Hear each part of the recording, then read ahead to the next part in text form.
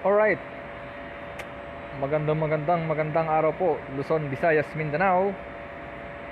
At magandang araw po sa lahat ng mga OFW natin, saan man pong dako ng bansa naroroon. Ano po, share po natin at ating pong pag-usapan itong napabalita sa PTV5 na balak daw ulit gamitin ng Smartmatic ang mga lumang voting counting machine sa darating na halalan sa 2022. Nakita po natin to dyan sa newsfeed ng Facebook, kaya hindi po natin maiwasan ang hindi mag-live, mga kababayan, sapagkat hanggang doon na lang po ang pagtutol ng boses ng Pilipino na muling gamitin ang Smartmatic na to sa halalan sa 2022.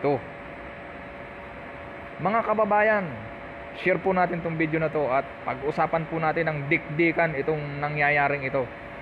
Dahil hindi po, bilang po ordinaryong Pilipino at bilang po nagmamahal sa ating bansang Pilipinas, ako po tinututulan ko po talaga na magamit muli ang Smartmatic sa halalan 2022 na to.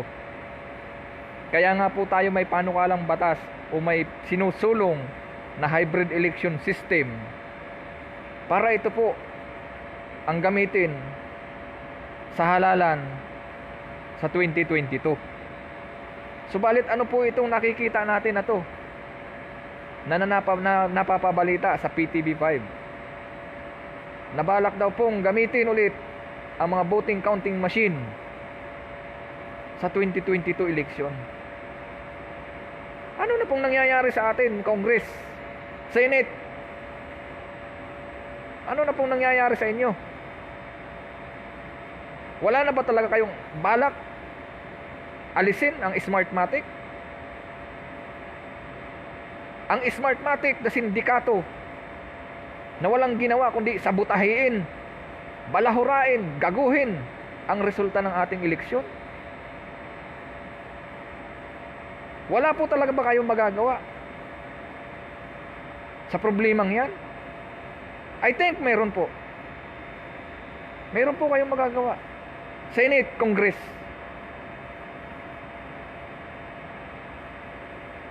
Irespeto nyo naman ang boto ng taong bayan. Lantaran na tayong ginagago, hinahayop at sinasabotahe ng Smartmatic na yan. Bakit yun pa rin ang napapabalita? Kaya hanggang doon na lang ang pagtutol ng boses ng ordinaryong Pilipino sa usapin na yan, sapagkat wala pong kahihinatnan ng ating eleksyon kung ito rin pong Smartmatic na to ang siyang gagamitin sa 2022. Para ano pat mag-eleksyon pa tayo kung Smartmatic lang din ang gagamitin natin? Diba? Lantaran na tayong hinahayop, lantaran tayong sinasabotahe, lantaran na tayong binabalahura. Kipit balikat ba kayo? Kipit balikat kayo. Lantaran na ang sabotahe, lantaran na ang panggagago, lantaran na ang pandaraya. Baw pa rin kayo. Mga kababayan, ang boses po ng ordinaryong Pilipino ay tinututulan po na magamit ulit ang Smartmatic na yan ng COMELEC sa darating na halalan 2022. Wala pong mangyayari sa halalan natin. Kung gaano po tayong binalahura ng mga nakarang halalan ng Smartmatic na yan, baka mas masahol pa po ang gawin. Maawa naman kayo, mga kababayan ko. Maawa kayo, Senate, Congress, sa aming mga mamamayang Pilipino. Ang Smartmatic po ang ugat ng korupsyon sa bansang Pilipinas, sapagkat ang Smartmatic po ay selected at nababayaran lang. Hindi pa ba malinaw sa inyo ang research ni Atty. Glenn Chong kung ano ang nangyayari sa Smartmatic, mga kababayan ko? Hindi pa ba malinaw sa inyo ang research? Nalantaran tayong hinahayop at sinasabotahe ng Smartmatic na to. Ibinuto natin yung tao na alam nating karapat dapat, subalit pag isinuot na sa counting machine na yan, sa makinang yan, ay iba na po ang lumalabas. Bagamat walang lumabas, ay burado po at wala pong nangyayari sa mga boto natin. Mga kababayan ko, magising naman po kayo. Magising kayo. Hindi ko mapigilan ang hindi mag-live dahil sa nakita kong balitang ito. Dahil ang boses ng ordinaryo pong katulad ko ay mariin pong tinututulan na gamitin ulit ang Smartmatic na yan sa halalan sa 2022. Kaya nga po tayo may isinusulong na hybrid election system upang yun po ang gamitin natin. Mga senador, mga kongresista, huwag kayong bingi. Makinig kayo sa inisisigaw ng taong bayan sa inyo. Ang hybrid election system po na aming isinusulong, na ating isinusulong ng mamamayang Pilipino at ng boses ng ordinaryong Pilipino, ay ito lang po ang sagot sa talamak na pandaraya ng Smartmatic na yan tuwing halalan. Ang halalan po natin, ang mga boto po natin ay sagrado pero binabarumbado at binabalahura po ng Smartmatic na yan. Tapos makikita ko sa newsfeed ng PTV5 ay ganyan. Ay sino po ang hindi magagalit sa palagay ninyo? Ang hindi po magagalit na tao ay yung pong walang pagmamahal sa bansang Pilipinas. Anong rason at hindi nyo maalis-alis ang Smartmatic na yan? Dahil po ba nakikinabang kayo? Dahil po ba pag nagbayad kayo, selected na talagang mananalo kayo? Totoo po yan. Malinaw na malinaw. Sa research ni Atty. Glenn Chong ang pandaraya. Ano pa ba ang kailangan nyo nung prove? Ano pa ba? Kulang pa ba ang ginagawang research ni Atty. Glenn Chong? O kaya gusto nyo mag-research din kayo ng sarili ninyo? Lantaran na kaming ginagago, lantaran ng binabalahur at lantaran ng binabarumbado ang taong bayan ng Smartmatic na yan at ng Comelec na yan sa kagaguhan, sa katarantaduhan. Kaya bilang po ako boses ng ordinaryong Pilipino, mariin ko pong tinututulan na gamitin ulit ang Smartmatic na yan sa halalan 2022. Subalit tayo po ay nagugulat sapagkat nakita po natin nasa newsfeed ng PTV5 na balak gamitin ulit ang mga lumang count voting machine ng Smartmatic. Putang inang Smartmatic na to, bakit hindi kayo maalis-alis dyan sa bansang Pilipinas? Nakakainit po ng dugo mga kababayan ko, nakakainit po ng dugo. Ang taong may pagmamahal sa bayan at mayroong pinaglalaban para sa bansa, para sa mamamayang Pilipino ay hindi po matutuwa sa ganyang balita. Marapat ba kayong matuwa mga kababayan ko? Sige nga po. Kaya nga po tayo may sinusulong na hybrid election system dahil yun po ang gusto nating mangyari, na mabago ang sistema ng ating halalan sa bansang Pilipinas upang sa ganon makapaghalal po tayo ng mga taong karapat dapat manungkulan dyan sa ating gobyerno. Hindi po yung mga taong mga nandiyan sa gobyerno na mga korap, walang ginawa kundi hindi magtrabaho, sweldo lang ang hinahanap. Bato-bato sa langit, tamaan sana kayong lahat na mga hindi kumikilos dyan. Nabibilang nyo mga kababayan ko ang mga taong dedicated para tumulong maiangat ang bansang Pilipinas. Isipin nyo yan mga kababayan. Isipin nyo, hanggang na lang ba talaga kayo sa pangarap? Hanggang na lang ba kayo sa salita? Hanggang na lang ba kayo sa pagpuna sa kabutihang nangyayari sa ating bansa? Hindi nyo ba talaga maaalis ang korupsyon at pandaraya sa halalan natin? Ang korupsyon po ay nagsisimula sa paghalal natin sa mamumuno sa ating bansang Pilipinas.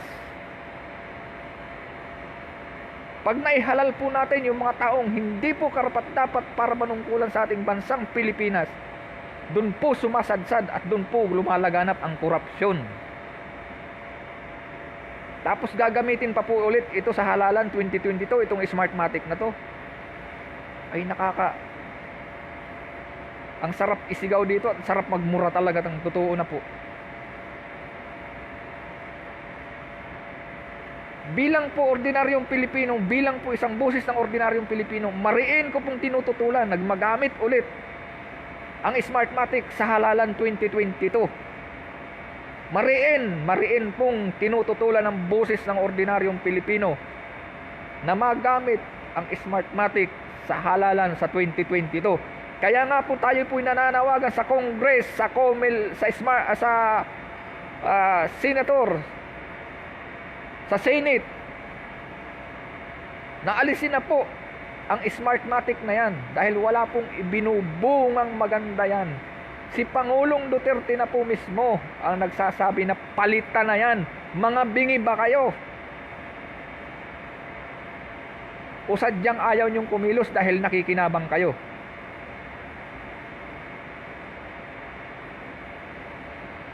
Anong mangyayari sa halalan natin, mga kababayan ko, sa 2022 kung nariyan pa rin yung Smartmatic na yan? At yan pa rin ang gagamitin ninyong sistema sa halalan natin. Kaya nga sinusulong natin ang hybrid election system dahil itong hybrid election system na to ay ito lang po ang nakikita nating tugon at sagot sa laganap na korupsyon at sa paling paghalal sa mga nanunungkulan sa ating bansa.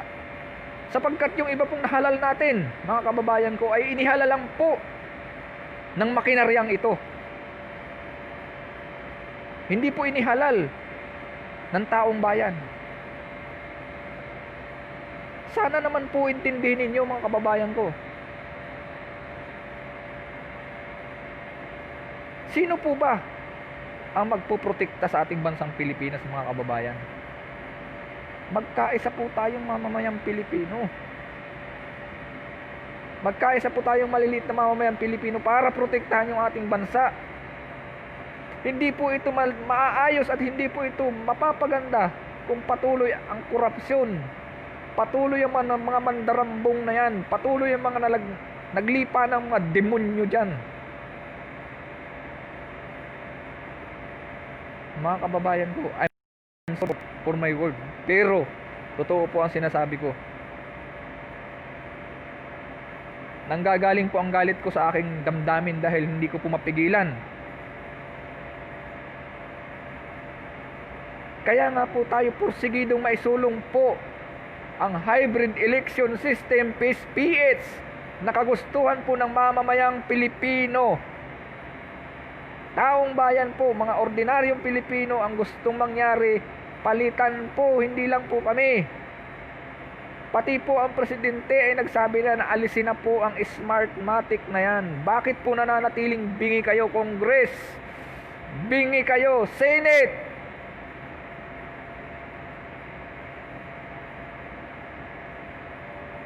Ano pa ba ang gusto nyo? Ano pa ba? Bakit hindi natin sasabihin nyo independent body yan? Okay, independent body. Maghanap naman kayo ng alternatibong solusyon sa problema na laganap na panggagagot, pangsasabotahe ng Smartmatic na yan. May nagbuwis na ng buhay. Huwag nyo nang ulitin pa. Tama na si Richard Red Santillan na namatay para lang gisingin yung mga diwa ninyo.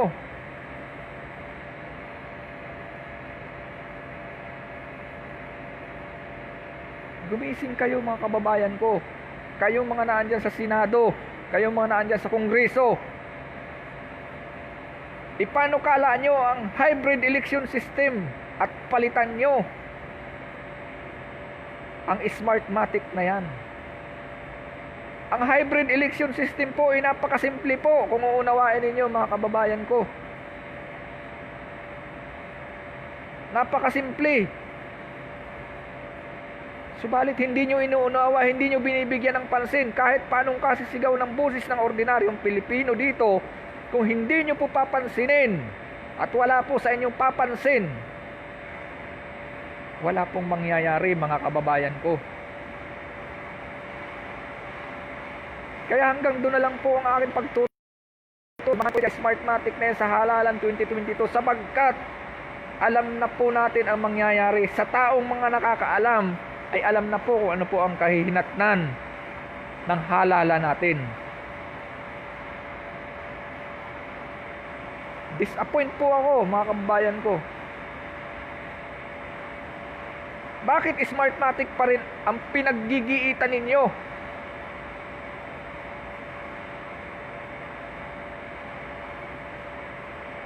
Mahaba pa ang panahon, pwede nyo pang maipasa ang hybrid election system.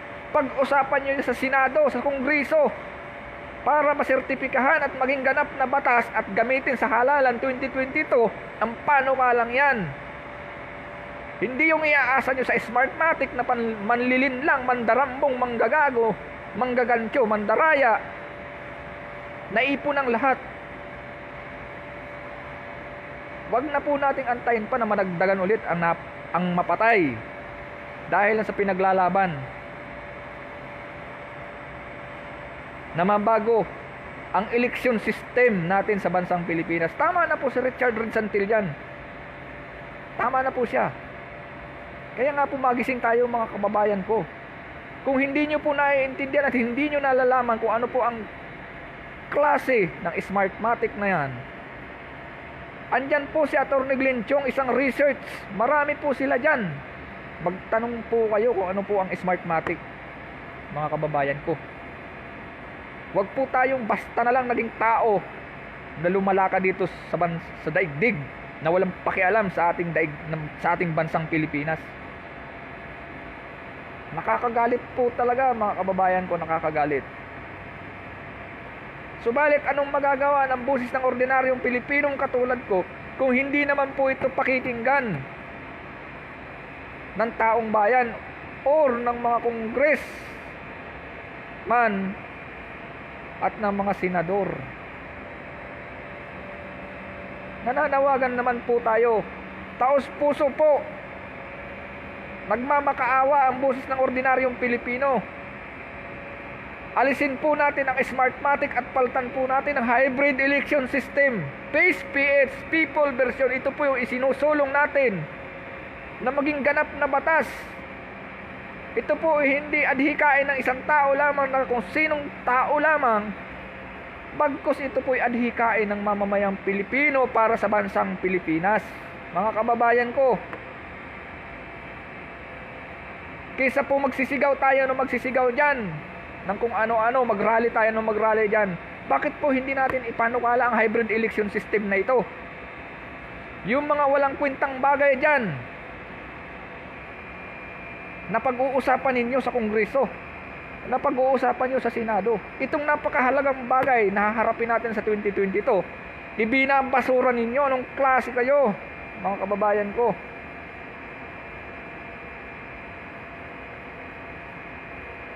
Anong klase po tayo? Maawa po kayo, maawa kayo sa bansang Pilipinas.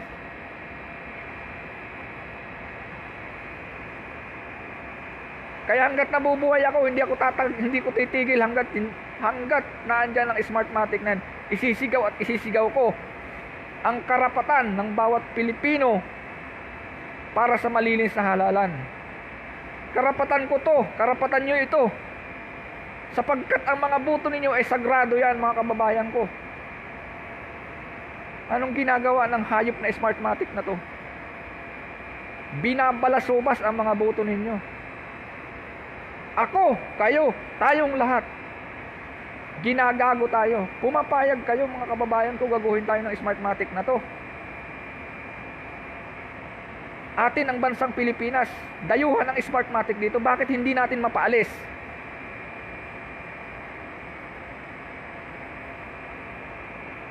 Mga kababayan ko, i-share nyo po ang video ito at nang makarating po sa kinauukulan upang sa ganun may mangyari po sa ating isinusulong na hybrid election system at wag po ang Smartmatic na to ang gamitin sa halalan 2022.